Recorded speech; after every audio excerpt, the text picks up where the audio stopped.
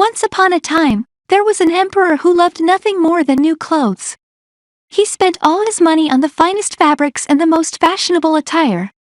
Two swindlers saw an opportunity to make some money and convinced the emperor that they could weave him the most magnificent outfit, which would be invisible to anyone who was unfit for their position or hopelessly stupid. The emperor was eager to see this new clothing and agreed to pay the swindlers a large sum of money for their work.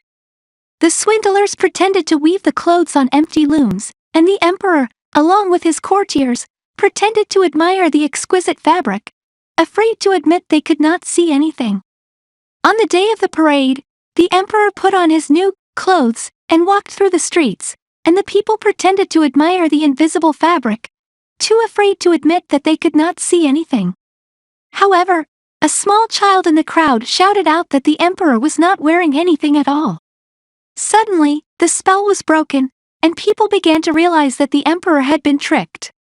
The emperor was humiliated, and the swindlers were exposed as frauds.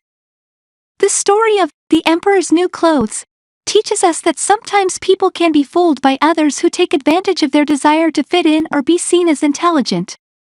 It also reminds us that honesty is important and that it takes courage to speak the truth, even if it goes against the crowd.